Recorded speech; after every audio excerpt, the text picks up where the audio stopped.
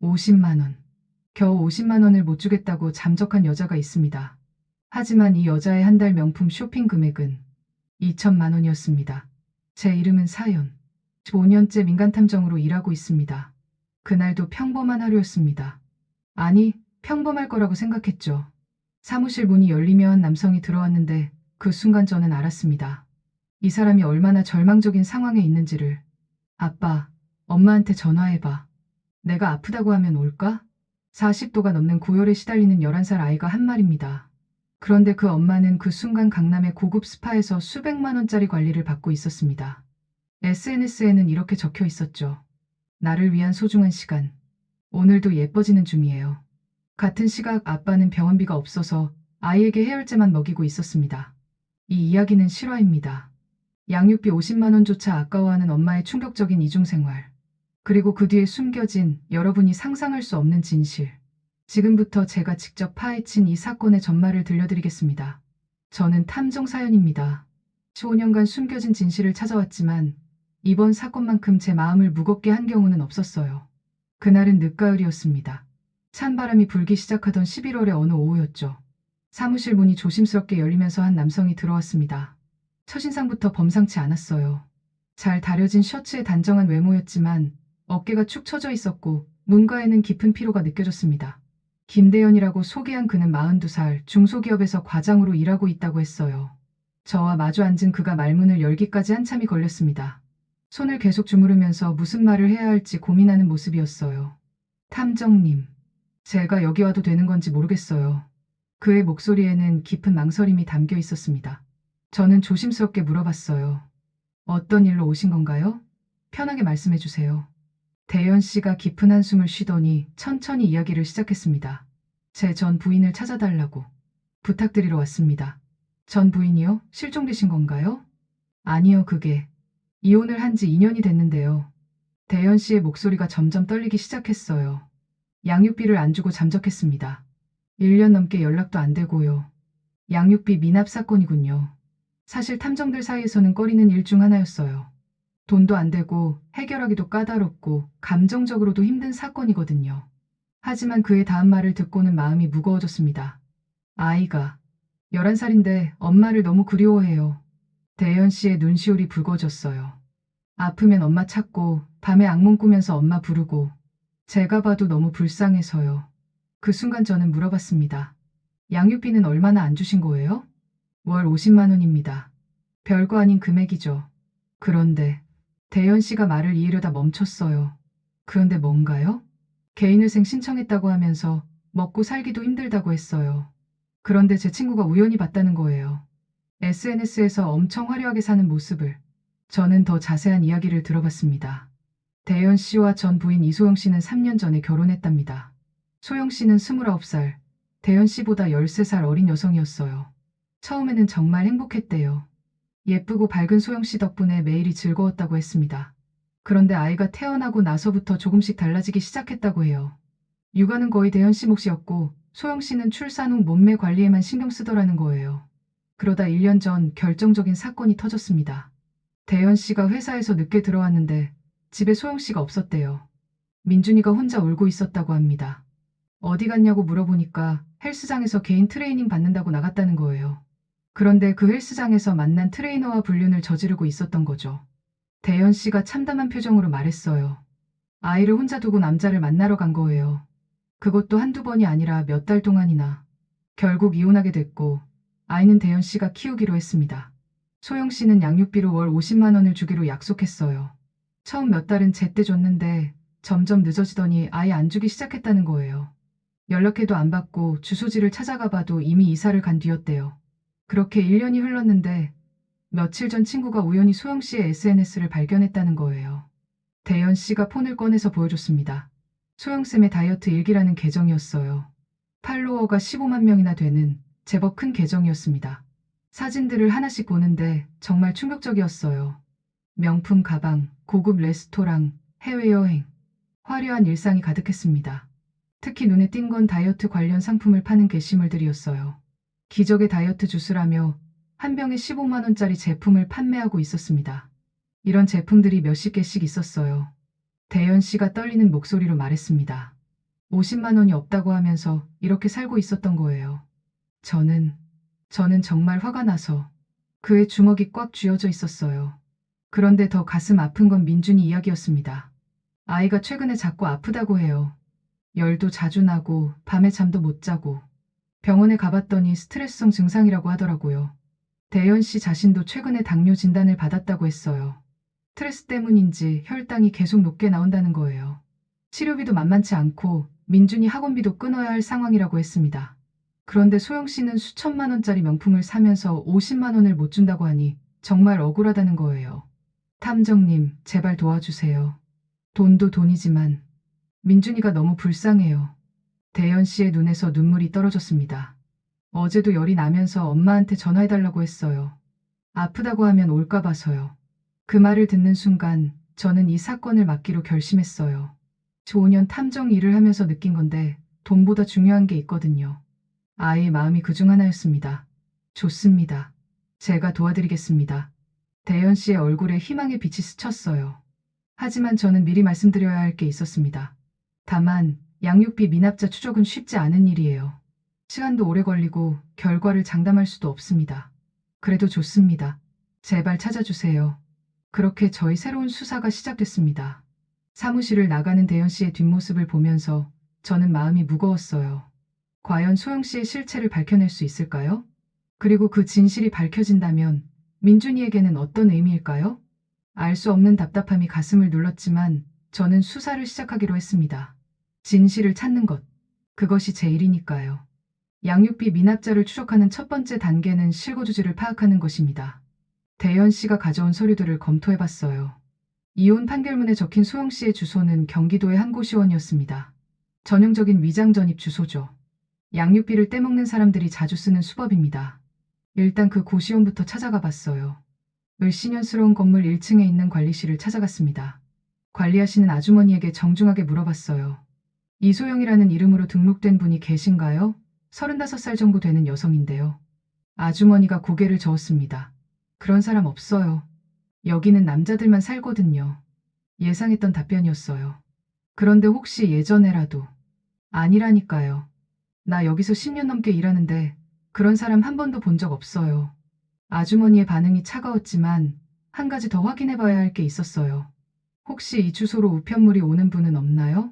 그러자 아주머니의 표정이 바뀌었어요. 아, 그거라면. 잠깐만요. 아주머니가 관리실 안으로 들어가더니 우편물 몇 개를 들고 나왔습니다. 이소영 앞으로 온 우편물들이 여기 쌓여 있어요. 몇 달째 안 가져가서 골치였거든요. 드디어 첫 번째 단서를 잡았습니다. 우편물들을 살펴보니 대부분 카드 청구서나 광고지였어요. 그런데 그 중에서 눈에 띄는 게 하나 있었습니다. 강남의 한 필라테스 센터에서 온 회원권 안내장이었어요. VIP 회원님께 특별한 혜택을 준비했습니다라는 문구가 적혀 있었습니다. VIP 회원이라. 일반 회원권도 월 수십만 원 하는 곳인데 VIP라면 얼마나 비쌀까요? 저는 바로 그 필라테스 센터로 향했습니다. 강남 한복판에 위치한 고급 필라테스 센터였어요. 로비부터 화려하더군요. 샹들리에의 대리석 바닥, 그리고 벽면을 가득 채운 명품 브랜드 광고들. 리셉션 직원에게 조심스럽게 물어봤습니다. 이소영이라는 회원분에 대해 문의하고 싶은데요. 직원이 컴퓨터를 확인하더니 고개를 끄덕였어요. 네, 이소영님 맞으시죠? VIP 회원이시고 지난달까지 정기적으로 오셨는데요. 지난달까지요? 그럼 지금은 안 오시나요? 회원권이 만료돼서 갱신 안내를 드렸는데 연락이 안 되더라고요. 저는 더 자세한 정보를 알아보려고 했지만 개인정보라서 알려줄 수 없다는 답변만 들었어요. 하지만 한 가지는 확실해졌습니다. 소영 씨가 정말로 화려한 생활을 하고 있다는 것이요. VIP 회원권이 월 200만 원이 넘는다고 하니까요. 이제 본격적으로 소영 씨의 SNS를 분석해 볼 차례였습니다. 소영쌤의 다이어트 일기 계정을 자세히 살펴봤어요. 팔로워 15만 명, 게시물 500여 개. 다이어트 전후 사진부터 시작해서 일상 사진, 제품 홍보까지 다양한 콘텐츠가 있었습니다. 특히 눈에 띈 건 해시태그들이었어요. 다이어트 성공, 몸매 관리, 건강한 삶, 예뻐지는 중. 그런데 자세히 보니 이상한 점들이 보이기 시작했어요. 첫째, 다이어트 전후 사진의 얼굴이 묘하게 달랐습니다. 각도나 조명 때문일 수도 있지만 마치 다른 사람처럼 보이는 부분들이 있었어요. 둘째, 홍보하는 제품들의 가격이 너무 비쌌습니다. 다이어트 주스 한 병에 15만 원, 보조제 한 달치에 30만 원. 일반적인 건강식품 가격보다 몇 배나 비쌌어요. 셋째, 댓글들이 이상했습니다. 대부분 찬양 일색이었는데 비판적인 댓글은 하나도 보이지 않았어요. 마치 관리되고 있는 것 같은 느낌이었습니다. 그런데 더 자세히 보다가 결정적인 단서를 발견했어요. 소영 씨가 올린 사진 중에 배경으로 보이는 건물들이 있었거든요. 특히 자주 등장하는 고급 아파트 단지가 있었는데 그 건물의 특징을 분석해봤습니다. 건물 외관, 주변 상가들, 도로 표지판까지 꼼꼼히 살펴본 결과 강남에서 그리 멀지 않은 경기도의 한 신도시임을 알아냈어요. 그 지역은 최근에 개발된 고급 주거지역으로 유명한 곳이었습니다. 오피스텔 가격도 억대를 넘는 곳들이 많았어요. 이제 구체적인 위치를 좁혀야 했습니다. 소영 씨의 SNS를 더 파헤쳐봤는데 한 가지 흥미로운 점을 발견했어요. 그녀가 파는 다이어트 제품들을 구매하는 방법이 독특했거든요. 직접 만나서 거래하거나 지정된 장소에서 픽업하는 방식이었어요. 일반적인 온라인 쇼핑몰처럼 택배로 보내는 게 아니라 왜 이런 방식을 쓸까요? 의심스러운 마음에 소영 씨의 제품을 직접 구매해보기로 했습니다. 가명으로 인스타그램 계정을 만들고 다이어트 주스를 주문했어요. 곧바로 답장이 왔습니다. 안녕하세요. 주문 감사합니다. 픽업 장소는 강남역 근처 카페로 안내드릴게요. 그런데 이상한 점이 하나 더 있었어요. 계좌 정보를 확인해 보니 이소영이 아닌 다른 사람 명이었습니다. 이소연이라는 이름이었거든요. 성은 같은데 이름이 하나 다른 거죠. 동명이인일 수도 있지만 직감적으로 뭔가 수상했어요. 약속된 카페에서 만나기로 한 날, 저는 일찍 가서 대기했습니다. 1시간 정도 기다리니까 젊은 여성이 나타났어요. SNS 사진보다는 평범해 보였지만 확실히 소영 씨가 맞았습니다. 그녀는 저에게 제품을 건네주면서 간단히 설명했어요. 하루에 한 병씩 드시면 되고 효과는 일주일 정도 후부터 나타날 거예요. 그런데 저는 그 순간 놀라운 걸 발견했습니다. 소영 씨가 타고 온 차였어요. SNS에서 자주 보던 그 고급 외제차가 바로 눈앞에 있었던 거죠. 차량 번호를 재빨리 메모했습니다. 그리고 그녀가 떠난 후 저는 조심스럽게 뒤를 따라갔어요. 소영 씨는 강남 시내를 빠져나와 경기도 방향으로 향했습니다. 제가 예상했던 그 신도시였어요. 고급 오피스텔 단지 앞에서 차를 세우더군요. 드디어 소영 씨의 실거주지를 찾아냈습니다. 하지만 이제 시작이었어요. 진짜 중요한 건 그녀의 생활 패턴과 수입원을 파악하는 것이었으니까요. 며칠 동안 그 오피스텔 주변에서 관찰을 계속했습니다.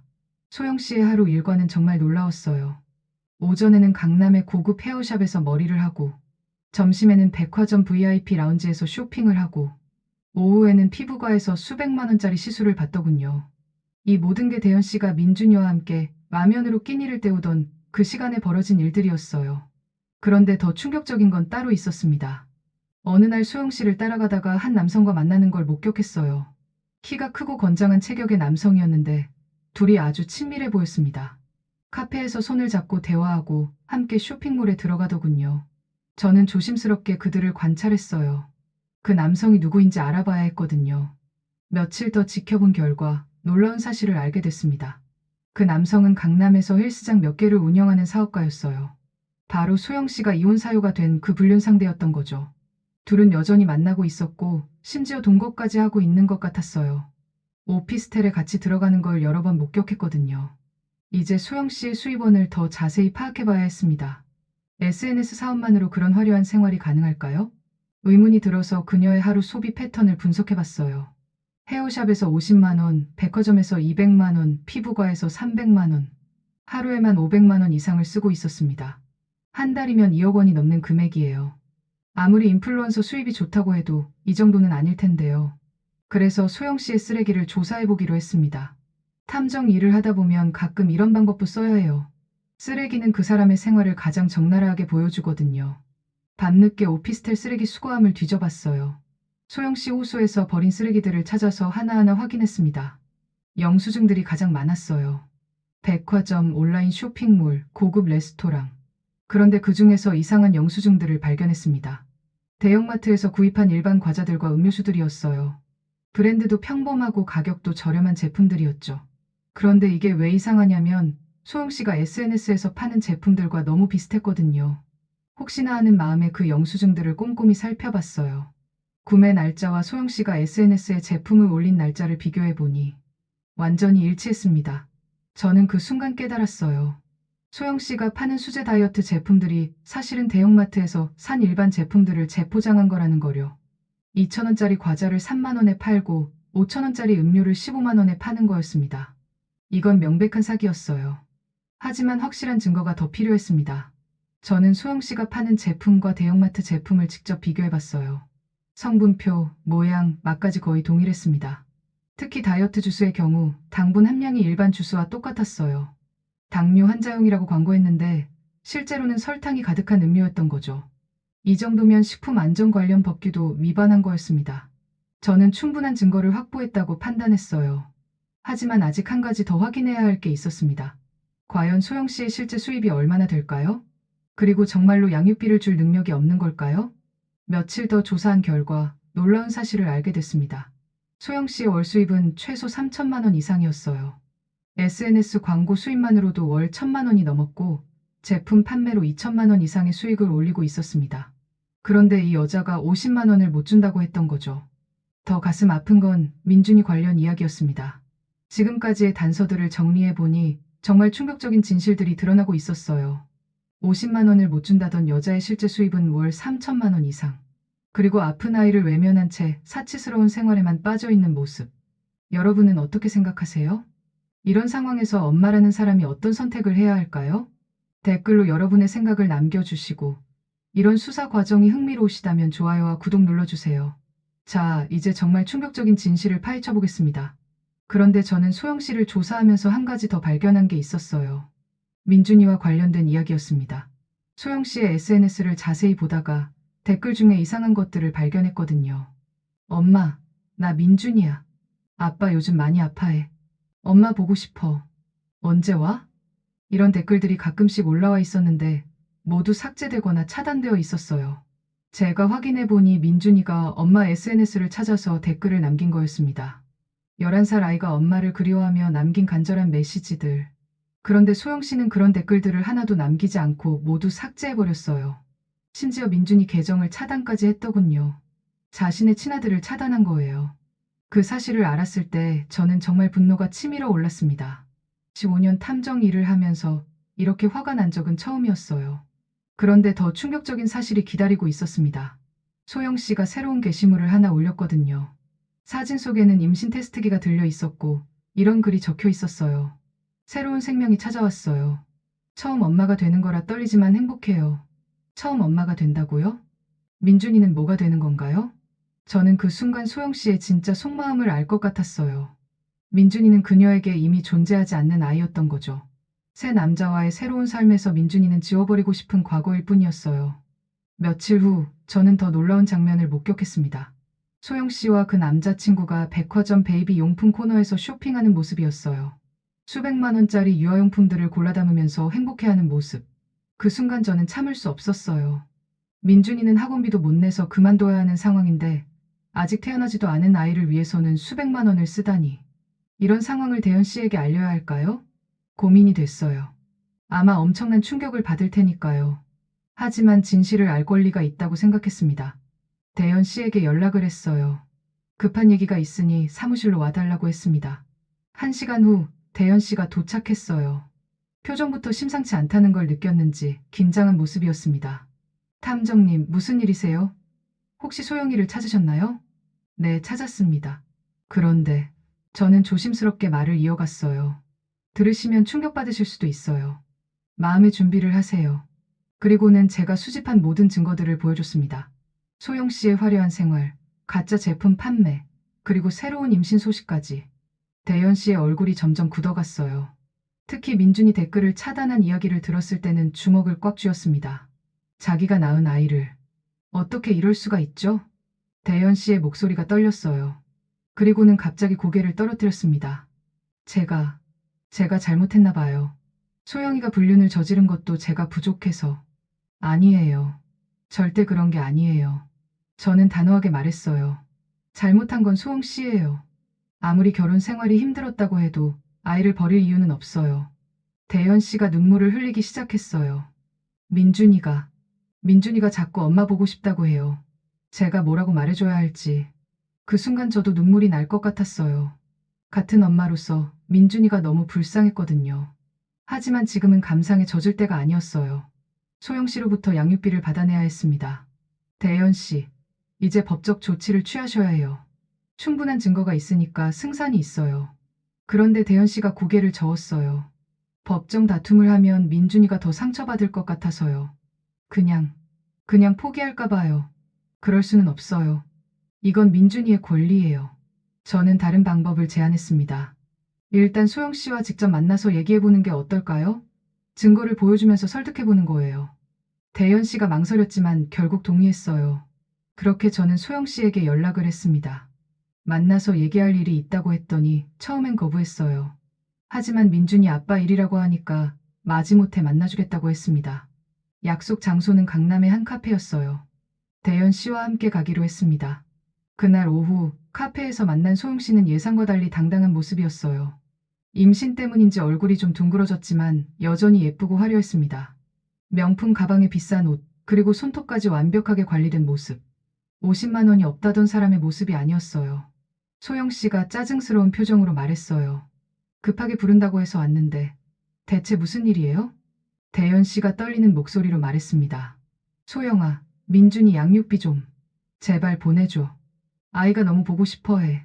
소영 씨가 차가운 표정으로 대답했어요. 그런 얘기하려고 불렀어요? 저번에도 말했잖아요. 지금 돈이 정말 없다고. 그 순간 저는 참을 수 없었어요. 제가 수집한 증거들을 하나씩 내밀었습니다. 소영 씨의 얼굴이 점점 굳어갔어요. 이건 뭐예요? 당신의 실제 생활이에요. 월 3천만 원 넘게 벌면서 50만 원이 없다고요? 소영 씨가 당황한 기색을 보였지만 곧 태연하게 말했어요.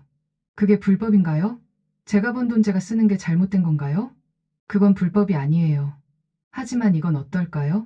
저는 가짜 제품 관련 증거들을 보여줬어요. 대형마트에서 산 제품을 다이어트 전용품이라고 속여서 파는 것. 이건 명백한 사기예요. 소영 씨의 얼굴이 창백해졌어요. 그건. 그리고 이건 어떻게 설명하실 건가요? 저는 민준이 댓글을 차단한 증거를 보여줬어요. 자신의 친아들을 차단하다니. 엄마로서 양심이 있으세요? 그 순간 소영 씨가 폭발했어요. 양심? 웃기는 소리 하지 마세요. 저도 제 인생이 있어요. 그 여자의 진짜 모습이 드러나는 순간이었습니다. 민준이 때문에 제 인생이 망가졌어요. 이제 새로운 시작을 하는데 왜 자꾸 과거에 발목 잡으려고 해요? 대연 씨가 충격받은 표정으로 말했어요. 소영아, 민준이는 너의 친아들이야. 어떻게 그런 말을. 친아들이면 뭐 어쩌라고요? 제가 키우고 싶어서 낳은 줄 아세요? 그 말을 듣는 순간 저는 정말 화가 났어요. 하지만 참고 계속 얘기를 이어갔습니다. 소영 씨, 마지막으로 한 번만 더 기회를 드릴게요. 지금까지 밀린 양육비와 앞으로의 양육비를 정상적으로 주세요. 그러면 다른 문제들은 넘어가겠어요. 소영 씨가 비웃었어요. 위협하는 거예요? 신고하면 되죠. 저는 무서울 게 없어요. 정말 그렇게 나오시겠다는 거네요? 네, 그럴 거예요. 그리고 앞으로 연락하지 마세요. 저희 가족에게 피해주지 말고요. 그 순간 저는 결심했어요. 법적으로 끝까지 가기로요. 좋습니다. 그럼 우리도 할 일을 하겠어요. 그렇게 카페에서의 만남은 결렬됐습니다. 소영 씨는 당당하게 나갔지만 저는 이미 준비가 되어 있었어요. 그녀가 모르는 사이에 더 큰 폭탄이 터질 예정이었거든요. 카페를 나온 후 저는 대현 씨에게 말했어요. 이제 다른 방법을 써야 할 것 같아요. 소영 씨가 워낙 뻔뻔하니까요. 무슨 방법이요? 식약청 신고와 국세청 세무조사 의뢰요. 충분한 증거가 있으니까 받아들여질 거예요. 대현 씨가 걱정스러운 표정을 지었어요. 그렇게 해도 괜찮을까요? 너무 과한 건 아닌지. 아니에요. 이건 단순히 양육비 문제가 아니라 범죄 행위거든요. 그렇게 저는 관련 기관에 신고를 했습니다. 가짜 건강식품 판매에 대한 식약청 신고와 탈세 의혹에 대한 국세청 제보였어요. 며칠 후 소영 씨의 SNS에 변화가 생기기 시작했어요. 갑자기 제품 판매 관련 게시물들이 모두 삭제됐거든요. 그리고 며칠 더 지나서는 계정 자체가 비공개로 전환됐습니다. 뭔가 낌새를 눈치챈 것 같았어요. 그런데 일주일 후 예상치 못한 전화가 걸려왔습니다. 소영 씨로부터였어요. 목소리가 많이 달라져 있었어요. 처음 만났을 때의 당당함은 온데간데 없고 떨리는 목소리였습니다. 탐정님, 만나서 얘기할 수 있을까요? 왜요? 지난번에 연락하지 말라고 하셨잖아요. 잠시 침묵이 흘렀습니다. 그냥 한 번만 만나요. 제발요.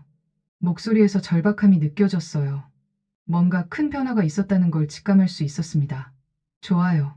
하지만 이번에는 제가 장소를 정하겠어요. 그렇게 이틀 후 저는 소영 씨를 다시 만났습니다. 같은 카페였지만 이번에는 그녀의 모습이 완전히 달랐어요. 명품 가방 대신 평범한 크로스백을 들고 화려한 옷 대신 수수한 옷차림이었습니다. 얼굴도 많이 초췌해져 있었어요. 소영 씨가 자리에 앉자마자 고개를 숙였습니다.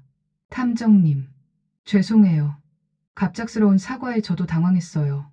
무엇 때문에 사과하시는 거예요? 모든 거요. 민준이한테, 대연 씨한테, 그리고 제가 속인 사람들한테. 목소리가 점점 작아졌어요. 제가 너무 잘못했어요. 돈에만 눈이 멀어서. 그러면서 소영 씨가 말한 이야기는 정말 충격적이었어요. 며칠 전부터 국세청에서 세무조사가 시작됐고 식약청에서도 조사 공문이 왔다는 거예요. 더 큰 문제는 그녀의 새로운 남자친구였습니다. 그 사람이 모든 사실을 알게 됐다는 거예요. 소영 씨가 이미 결혼해서 아이가 있다는 것, 그리고 가짜 제품을 팔아서 사기를 쳤다는 것까지. 준호 씨가 헤어지자고 했어요. 소영 씨의 눈에서 눈물이 떨어졌어요. 자기가 의사인데 가짜 건강식품 사기에 연루될 수는 없다고. 아이도 지우고 연락하지 말라고. 그 순간 저는 복잡한 감정이 들었어요. 한편으로는 당연한 결과라고 생각했지만 한편으로는 너무 처참한 모습이라는 생각도 들었어요. 소영 씨가 계속 말했습니다. 사업도 다 망했어요. 고객들이 환불 요구하고 블로그에 폭로글 올리고 SNS도 폐쇄해야 했어요. 그리고는 가방에서 뭔가를 꺼냈어요. 통장이었습니다. 이거 민준이 양육비예요. 지금까지 밀린 거랑 앞으로 1년치까지. 통장을 열어보니 2천만 원이 들어있었어요. 1년치를 미리 준다는 건 상당한 성의였습니다. 하지만 제가 정말 듣고 싶었던 건 다른 거였어요. 민준이에 대해서는 어떻게 생각하세요? 소영 씨가 한참 동안 말을 못했어요. 그러다가 조심스럽게 입을 열었습니다. 민준이를 한번 보고 싶어요. 그동안 너무 미안했어요. 정말요? 진심이세요? 네. 제가 정말 나쁜 엄마였어요. 이제라도 조금씩 관계를 회복하고 싶어요. 그 말을 듣고 저는 안도의 한숨을 쉬었어요. 늦었지만 그래도 다행이라는 생각이 들었거든요. 하지만 조건이 있어요. 무슨 조건이요? 앞으로는 정말 솔직하게 사세요. 민준이한테도 자기 자신한테도요. 그리고 SNS에서 가짜 삶을 보여주는 건 그만두세요. 소영 씨가 고개를 끄덕였어요. 알겠어요. 앞으로는 정말 다르게 살겠어요. 그렇게 소영 씨와의 만남은 끝났습니다. 완전히 달라진 모습에서 진정한 반성을 느낄 수 있었어요. 물론 하루아침에 모든 게 해결되는 건 아니겠지만 적어도 시작은 된 것 같았습니다. 대연 씨에게 결과를 알려드렸을 때 그는 믿기 어렵다는 표정이었어요. 정말요? 소영이가 그렇게 말했다고요? 네, 민준이를 만나고 싶다고 하더라고요. 물론 서두르지는 마세요. 천천히 관계를 회복해 나가시면 될 것 같아요. 대연 씨의 얼굴에 오랜만에 웃음이 떠올랐어요. 민준이가 너무 기뻐할 것 같아요. 그동안 엄마 보고 싶다고 얼마나 말했는지. 하지만 저는 당부의 말씀을 드렸어요. 다만 민준이에게는 천천히 설명해 주세요. 아이가 상처받지 않도록 조심스럽게요. 그리고 소영 씨도 진짜 변했는지 지켜봐야 해요. 사람이 쉽게 바뀌지는 않거든요. 며칠 후 대연 씨로부터 연락이 왔어요. 민준이와 소영 씨가 만났다는 소식이었습니다. 처음에는 어색했지만 민준이가 먼저 엄마에게 달려갔다고 하더군요. 아이들은 정말 순수해서 엄마에 대한 그리움이 원망보다 컸던 것 같아요. 소영 씨도 민준이를 보자마자 울면서 사과했다고 했습니다. 그동안 엄마가 너무 바빴어. 미안해. 이제부터는 자주 만나자. 물론 아직 갈 길이 멀어요. 하루아침에 모든 상처가 치유되지는 않을 테니까요. 하지만 적어도 시작은 됐다는 점에서 의미가 있다고 생각해요. 이 사건을 통해 저는 많은 것들을 생각하게 됐습니다. SNS의 화려한 모습 뒤에 숨겨진 진실들. 돈과 사치에 눈이 멀어 가장 소중한 것들을 잃어버리는 사람들. 그리고 무엇보다 아이들이 받는 상처의 깊이에 대해서요. 민준이 같은 아이들이 더 이상 상처받지 않았으면 좋겠어요. 부모의 이기심 때문에 아이가 희생되는 일은 없어야 한다고 생각해요. 소영 씨의 경우처럼 늦게라도 깨닫고 변화하는 모습을 보이면 다행이지만 모든 사람이 그렇게 되는 건 아니거든요.